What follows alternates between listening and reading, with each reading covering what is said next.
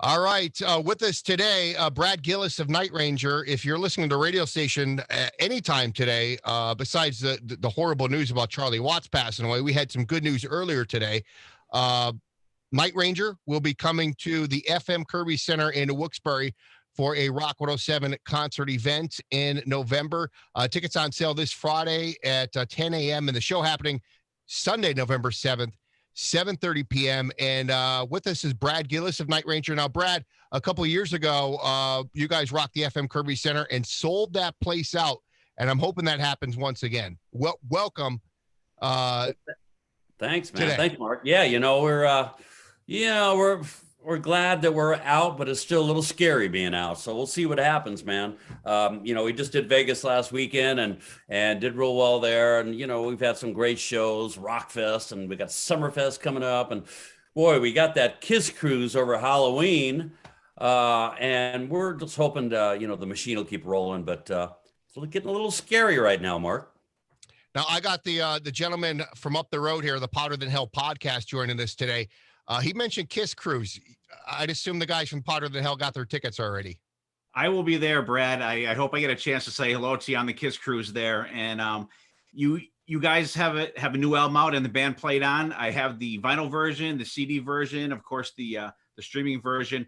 I'm so glad that you guys are still putting out new music and, not just resting on your laurels and the hits. And I mean, you guys have hits like, you guys, I'm sure right now with playing shows, you have to leave some of your songs off just to maybe get one or two new songs in because you guys have so many hits and popular songs that everyone just loves you guys. Well, thanks, man. I got to tell you, we learned, we were playing Breakout live now. We're playing Bring It On Home to Me. We're playing that live. We're trying to learn, trying to throw Coming For You in the set. All three of these are from our newest record. But, we love doing new records. We do one every 2.5, 3 years just to keep, it's in our blood, it's, just keep releasing new material. But it was a strange instance and circumstance that we were able to even put this record together. Last September, sitting around doing nothing, everything was shut down, man. We had 45 shows with Sammy Hagar, Whitesnake Night Ranger amphitheater tour all over the country, got shut down.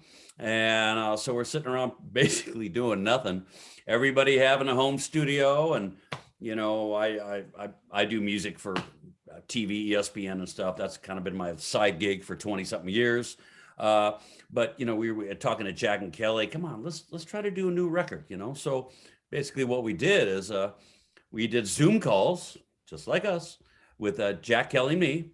And I had my ideas and Jack had everybody had ideas. We did 3 or 4 Zoom calls, getting some basic, arrangements down on some new songs. And then I think we did 15 or 16. And then we kept going over and over and then brought, Kerry Kelly, our other guitar player in, and Eric Levy, our keyboard player in, and they threw in their 2 cents, what they wanted to throw in on the record. And we just kept passing the files around. Everybody, but we started out with Kelly Kagi, our drummer, going into a studio where he lives in Arizona and cutting the drums in a big studio. That's your starter kit. Once you get big drums, then it's all fun from there. So we just kept passing around phone calls and Zoom calls and throw things in our home studios and pass it along. And Kerry Kelly, the other guitar player, and I, come up with these harmonies and such. And it took longer than normal, but it came out pretty good, we thought, and it's doing fairly well. So which is pretty exciting. Yeah, Brad, congratulations. 40 years together. That's amazing. My question, is it easier to record like that during the Zoom, passing around click tracks than it was, say, back in the 80s? Well, it was strange. It was weird, but we pulled it off. What we did the last couple records before this one is Jack and Kelly and I would get together sometime when Kelly was living in Nashville. He had a studio there and a big, huge living room, and we jam in his living room and come up with the ideas, just record them as roughs and then break it down from there and figure out which songs to finish. But it's more fun being in a room and jamming. You know what I mean? Right.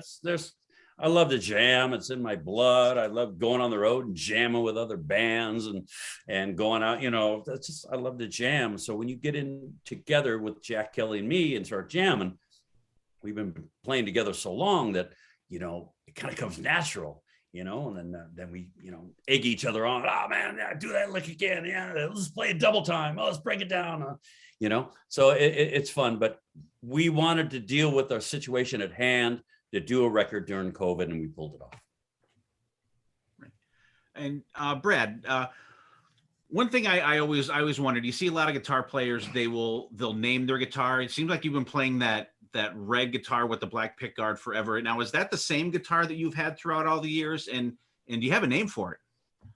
Yeah, I call him Bubba. Or Bubba. In fact, would you like to see it? Absolutely. Well, actually, Bubba had a baby, and this is little Bubba. Oh, kind of fat. This. That's my new whammy bar technique. No, this is a gift from a Japanese fan from the 80s. Isn't that amazing? That's It's awesome. like a little pillow. It's got a whammy bar on it and everything. But anyway, I thought I had to show you that. But basically I got this guitar sanded down in a box. There you go. Original Floyd Rose. Got it down, built-in wireless. The old antennas used to be super long. You can see what's kind of routed in here. Now the antennas are only this long, but all my guitars have always had a built-in wireless. I build all my wireless into my guitars, so I don't have that cord and pack hanging out from my guitar. My brother was an electronics engineer, so he would back decades ago, he would take Navy wirelesses, which I used for so many years, and he'd take them apart and build them into my guitars, and then we actually started designing our own. We called it the Gillis cordless, but my brother had so many things going on, and I was touring with Night Ranger. We couldn't get that happen, and so I just went back to the 80s. But now I use the Shure wireless systems, which are awesome. But we have two separate rigs on the road too, an A rig and a B rig, which has all of our equipment and every instrument, everything, exact copies of amps and everything, guitars and everything on the road. So if we were to have a gig on the East Coast and then have to fly to the West Coast, we could have the trucks with all of our equipment going to either to be able to use our own stuff. So, man, it's been working out real well for us. Now, Brad, it seems like you had a lot of songs ready for this new album. So it sounds like you have a lot of leftovers for next year's album already. I can't even tell you what those other songs are. It's been so long. We didn't even really delve too heavily into the ones that didn't make the record. We had to concentrate on the big 11 and bonus. In Japan, you do an extra bonus track. So I don't even remember what those extra 3 or 4 songs sound like or what they are. They were never finished. They were just ideas. But a lot of it has to do with the groove of the tune. If it's got that thing and the guitar riff, and it's just then you embellish off that and finish it off. But it took longer than normal. Usually takes us a couple of months, even back in the day, 2 or 3 months at the most to do a record, and that's getting in there and just doing everything right. And this record took probably 4 or 5 months to complete, only because we never got together once. It was all passing around files and phone calls, Yeah. And Brad, on the new album, you and Carrie Kelly, I think you guys have a really good, feel together, really good live together. Carrie is fantastic live. I've seen you guys probably at least 20 times throughout all the years. And you guys have never had a bad member, a bad guitar player. Carrie Kelly, it just absolutely tears it up on this album with you, especially the solos. You guys going back and forth on the song Monkey is just absolutely incredible. And I like your guys' albums because you don't, like I said before, you don't rest on your laurels, but like you guys still have very memorable songs, memorable choruses. And I can't wait for people to really get into this album and see some of these songs live. Yeah, we're excited about it too. We've been doing Breakout, probably 6 or 7 times live now. Baby, baby, baby, bring it on to me. We just learned that a couple of weeks ago, played it for the first time in Vegas last weekend. Awesome fun. Now we started working on Coming For You. We didn't put it in the set because we just played it for the first time at sound check and decided to hold off until we play it another time or so, just to do it right so we don't screw it up. But so we'll probably be putting those three in the set. And I tell you, one of my favorites is Hero. We may, if we decide to do one of the ballads, I'd love to do Hero. But sometimes, we do acoustic shows. We break stuff down. We play all acoustic, whatever. It'd be great to bring Hero in on that and play that acoustic. Would be awesome. But we're excited to play new stuff. And, it's always kind of like deer in the headlights for a lot of people when you play something new, unless they're fans and have the record. Then they want to hear something new. So the cool thing is doing these headline shows on our own, everybody has the new record, man. It's awesome. Yeah, speaking of a little downtime with COVID, Brad, have you kind of done anything with your solo stuff? Because I have the CD Alligator, which I absolutely love. Do you have anything in the bank for solo stuff? Yeah, it's finished pretty much. I got Gary Moon singing on it, same guy that sang on my last solo record and did the Feeding Off the Mojo Night Ranger record in the early 90s. Gary's just awesome, man. He sang his ass off in this new record. Issue being right now is releasing the Night Ranger record, letting it do its thing, then releasing my solo record. They don't want to put them too close together. So we'll see what happens with that. But recorded everything here at my house. I got everything I collect guitars and amps, could get any sound I want. Really took my time on songs with Gary and had Gary over here, man, got him to sing his friggin' ass off. And he's just amazing, man. And, he's that voice where you hear him and it's him. He doesn't sound like anybody else. Recognizable. Awesome. Yeah. Then when he gets into that low range and sings, some of that lower stuff, it's so girthy and huge. I can't wait to release this record. So hopefully start of next year, I'll have this out. Yeah, that's great. And I was actually, that was one of my questions to see if Gary Moon was still within your guys' sphere of, who you perform with and stuff like that. That Feeding Off the Mojo album was excellent. And I like the different feel of it, but he still has that Night Ranger core to it. Yeah, Gary's awesome. He's all over the record. He's singing everything, and I'm singing 2 songs. So just kind of waiting to get that out there. But right now it's Night Ranger. It's and the band played on. That's what we're concentrating on. And the reviews have been great, and the videos are taking off. The couple that we have out on YouTube and stuff. Breakout's a blast to play live. What a fun record to do. The thing is, we finished this record. We didn't know what song to release for the first single, right? So we went to the record company. Of course, they had everything. We asked them their opinion. Of course, we were going to do whatever we wanted anyway. We wanted to hear their opinion. They said, "Gotta do Breakout. Breakout. That's so Night Ranger." And of course, we liked the idea because it had all the ingredients that this band is known for: the twin guitars, the harmonies.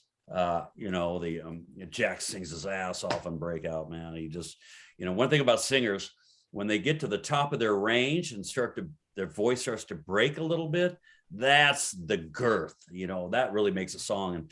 And Breakout is kind of right at the peak of Jack's voice singing it. So it's got this angst to it. So we're glad that the record company picked that. We agreed, released it. And, then our second video was Baby, Baby, Bring It On Home to Me. And then I think there's a lyric video out for Can't Afford a Hero. So yeah, man, machine's rolling. That's the first time I ever heard a musician who actually wanted the opinion of the record label. Well, not that we were going to do what they said, but we knew that they were going to pick something up tempo and good. We let them know that, we want to come out with a kicking. So also when the record company feels like there's part of it, you know what I mean?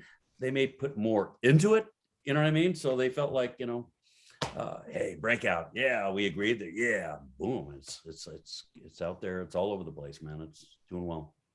Yeah, and I think a lot of these songs, if you guys were to do another 24 Strings and a Drummer album, you could pick off songs off this album that I think would fit really good in there too. Yeah, we used to do acoustic sets, all acoustic. And that'd be a great, to bring in a couple of the ballads off the new record. But right now we're just kind of like everybody else, kind of struggling, getting through one show at a time. We don't know what's going to happen, but we might get clamped down here real soon. We don't know, but we have not such great shows coming out. The Kiss Cruise. We got Summerfest. We got Japan. They want us back in Japan here real soon. We always do well in Japan. We have next summer opening for Guns N' Roses at the Sweden Rock Festival, and other shows in Europe that are going to be booked around it. So got a lot going on, man. It's just hopefully we'll be Monsters on the Mountain down in Tennessee. Yep, I'll be there. There you go. That's a 10-hour trip for me. I'm still going. Well, there you go. It'll probably be 10 hours for me just to get there. Yeah, Brad, how about the breakout video? Where was that recorded? And was that ship there, or did someone kind of build that for the video? It's funny. It's called the Salton Sea. It's out a little past Palm Springs in California, out here, kind of out in the desert area. Now, it was a resort area spot that all the big movie stars used to go to back in the 60s or whatever. And there's this, it's a saltwater lake. I think it was either freshwater or saltwater, whatever. But something happened where fresh water got into the saltwater, killed all the fish, made the place stink. The resort area was gone, and people didn't come there anymore. But a lot of people, eclectic artists and stuff that live out there, these are, crazy artists that, bring all their stuff to Burning Man and stuff like that, right? So we went out there to check it out, and all this crazy stuff was everywhere. And it's basically leftover stuff from Burning Man and crazy artists that live in that area have designed for the town. So we decided to do both videos there, did them all one day, which is kind of rare, but this day and age, you do things quick and cheap. But we had fun doing it, and the scenery was just amazing. We just moved areas for the one video to the other, but and did our photo session there for the record. But it smelled really bad. It smelled like dead fish. And Brad, when you guys were sending your files back and forth recording this album, how do you decide with between you and Carrie who's going to take the lead part in the solo part, and when you guys go back and forth, or do you guys just kind of naturally gel together when you do that? Because you guys have some fantastic back and forths on this album, and from breakout to the deep tracks on the album. I think it's great the way you guys play off of each other. Kind of like the same way we've done it through our whole career. Same with Jeff Watson back in the day, first couple of records. You kind of figure out what solo fits that person's style. And, when Carrie and I would not argue, but go, I want to play this. Well, I want to play this, and then, then we'd say, let's just do a harmony, man. Let's do it together. Or we would build our songs around double solos. We'd add the extra 8, 16 bars, whatever it takes to split solos, so we both get a little action in there. But back in the day, it was like the same with lead vocals. It's like when Jeff Watson and I used to argue about soloing. Jack would come in and say, "Quit arguing, just do a harmony solo." Okay, right? Or we build the track for both solos. Don't Tell Me, Love Me, classic example, man. Jeff, the harmony solos. And two complete separate solos, me then him, and we've always had this format that we stuck to our whole career, and that's harmony guitars, two different style guitar players, Jack and Kelly trading off on vocals. Sometimes Jack will, even on this record, you'll hear Jack sing the verses, and you'll hear Kelly, which sounds a lot like Jack in some of these things. He'll do the B section, then they'd come in on the chorus, and I usually do the high harmony on top or underneath to add the 3 parts. So that's the basic format and formula for Night Ranger is, twin guitars, different type styles, and then Jack and Kelly trading off, and then everybody coming together for the gang chorus vocal. That's awesome. Go ahead there, Hoove. I was just gonna bring up I absolutely love the dueling guitar solos, the harmonies and stuff like that. I think that is just such a classic sound for the band. It just love it. Yeah, thanks, man. It's worked for us, and we're just glad to have a new record out, and it's doing so well. This is the best charting review. Everything about this record is the best we've seen and read review wise and everything since the 80s. I mean, we've had some good records come out in the last couple of years, but this one is getting the most attention. As it should. And it's fantastic. The production on it is fantastic. And I think even these days you hear a lot of bands, they're coming out with new stuff, and some of them, the vocally, they're kind of like, even with what you can do in the studio, but you guys sound great on background vocals, and Jackie and Kelly, they still sound fantastic. Yeah, we're just lucky that we had the luxury of time for this record, meaning, since we started in last September, almost a year ago, and we were just sitting around doing nothing, man. So, just coming up with these riffs and pass them along. And, Kelly he's in the Phoenix area, ended up going into a big studio there and cutting the drums once we had the arrangements down, what we want to do. And once you get the drums down, with everybody in their home studios and their own gear to do what they do, we're able to do our thing. And, just a lot of phone calls, Zoom calls, just kind of figuring out what should go here and there. But, we had 15, 16 songs, ended up with the best 11, 12. There's always a different bonus track for Japan. We get Japan booked for next year, 3, possibly 4 shows in Tokyo, 4,000 a night. Last time we were there a couple of years ago when we released, we went back there when we were doing the double record thing, the Dawn Patrol and Midnight Madness.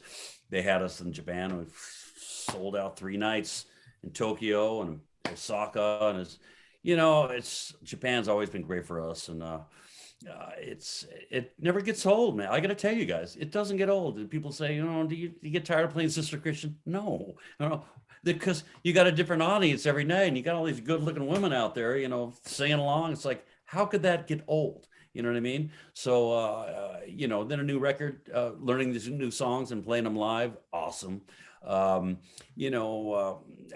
It's still a lot of fun. And we're celebrating our 40-year anniversary next year.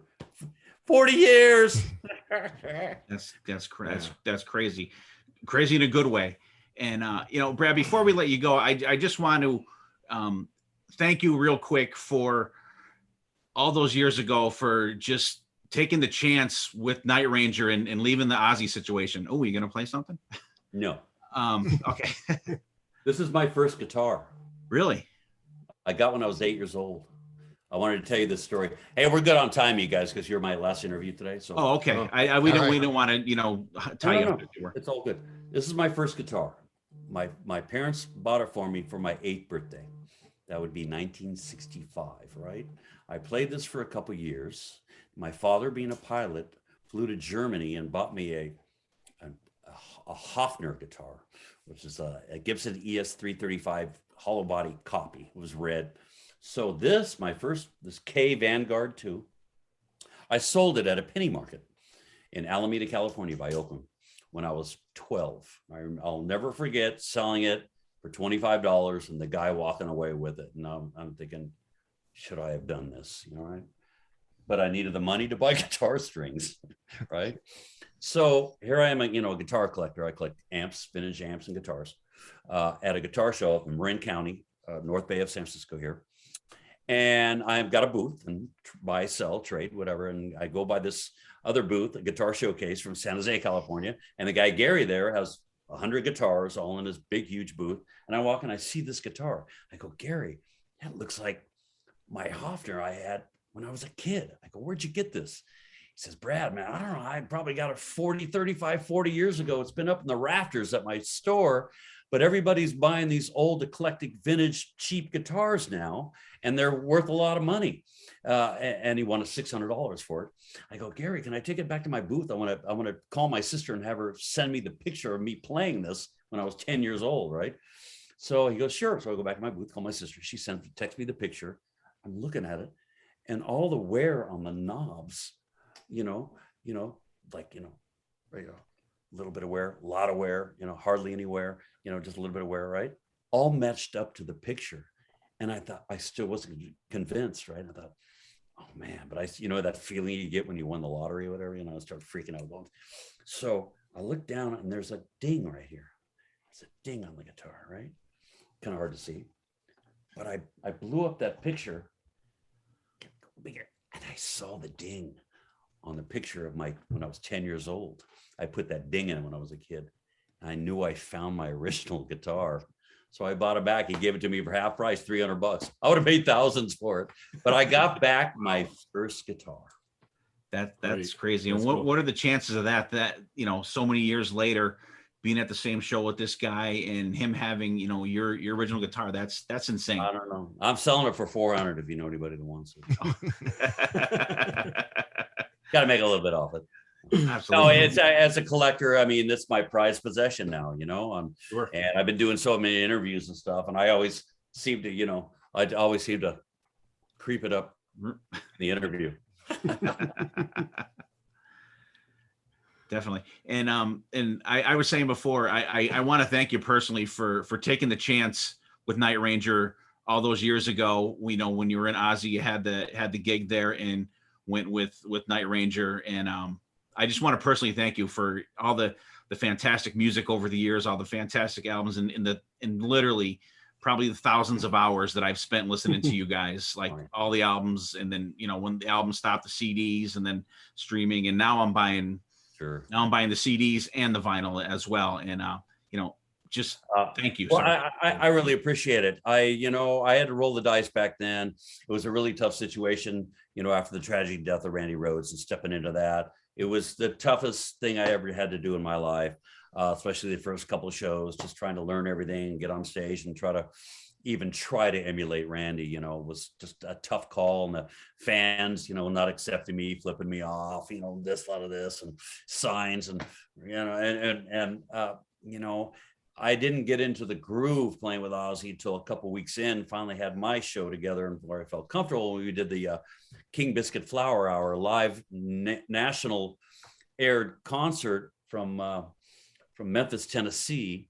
And that's when that aired, the Jack and Kel, everybody back in home was listening to it and pretty much said, well, Brad's not coming back. He's an Ozzy now.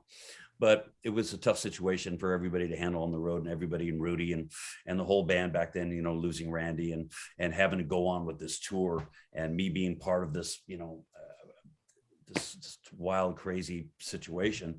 And, it got to be where at the end where everybody was so mentally fried and just burnt out from being on the road that Rudy Sarzo got the offer to play with Quiet Riot, go back with them. They got a record deal. Big move for him. That was huge. And then, we got the offer for a record deal. So I rolled the dice. So the tour was up with Ozzy. And wasn't sure what Ozzy was going to even do because things were so painful for him back then that I rolled the dice and just left Ozzy and went with Night Ranger. And sure enough, we finished our record and I did the Speak of the Devil record with Ozzy, all the live Black Sabbath stuff. October 15th, 1982, both records were released the same week, which was crazy because here I got an Ozzy record coming out, a brand new band, Night Ranger, coming out with a record. MTV just started.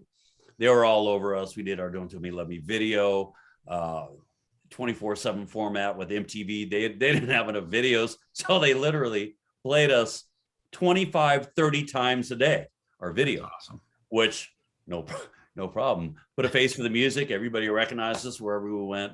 And we were lucky enough to probably have a dozen hit videos on MTV all throughout the 80s and a great run in the 80s. It was just amazing for us. But now things are, we don't do, we were going to do that Whitesnake, Sammy Hagar Whitesnake Night Ranger tour last year that got canceled. that would have been the longest run of us being together in a bus and on tour, because we just don't do that anymore. We like to do the weekend shows. We call it, you know, we're weekend warriors, we call it. Fly out on Thursday, play Friday, Saturday, home on Sunday, or play, you know, maybe Thursday, maybe Sunday. But then we're always home during the week. But, you know, at our age and stuff, you know, 10 guys on a bus, it's still fun. You know what I mean? Yeah, I'd rather definitely. fly in a plane anytime. Oh, absolutely. Give me a plane any day. And I just have one more question that's always kind of intrigued me. In the song "Secret of My Success," there's that part in the middle that's like a skip part. It's I don't even know how to describe it. To get that, it kind of gets weird. Like it sounds like it's like a mess up or something in the song. Like New to me. It's a transition part in the song, and it always seems weird to me. And you guys pull it off excellent live. You probably don't even know what I'm even talking about. I have no idea what you're talking about. You're talking about my guitar part that I play my picking in the middle? No, there's a part where he starts to sing again, and then it kind of changes real quick. And to me, it sounds like a skip on the record, like when I heard it the first time. But I'm gonna have to listen to it and see what you're talking about. Yeah, Come on, Steve, you're gonna give him a complex. That's how my mind works. But it's a different part in the song, and it has like a keyboard like spray in it or something like that. I'm horrible at describing stuff like that. That's okay. Whatever it is, we meant it. Okay. we would never put out a record with a skip on it. Or no, it just sounds like I don't know, like like I said, I can't describe it. It's towards the latter part of the song. Oh, now I'm gonna have to listen to it. Oh boy. Now Just I'm gonna like I said, listen I'm to it as horrible well. at describing stuff like that. To Jack and Kelly, and they'll go, "Well, we meant that." I'm sure you did, but it sounds like it would be more difficult to pull off live than it was on the album. I'll check it out. When I'm in front of you at the Kirby Center, when you guys play in November, or no, actually, I'll see you on the Kiss Cruise before that. I'll be going, that's the part. So make sure you play it on the Kiss Cruise.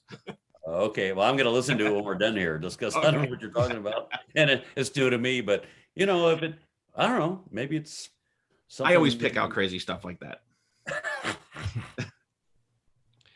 Well, thanks, guys. Well, Brad, I appreciate you joining us. And on that note, yeah. My pleasure. Hey, thanks I for was having doing so me, good. man. You know, November I mean, 7th, FM Kirby Center. We can't wait. Yeah, I can't wait to be out there. Hopefully we'll still be out there playing and gigging, and you will hear some of possibly 3 of the new songs by then. So we're already doing Breakout. We're already doing Bring It On Home, and we're getting ready to start doing Coming For You. So there you go. Thanks, Awesome. Brad. Thanks All for right, your you time, guys. Brad. Thanks for Appreciate it. having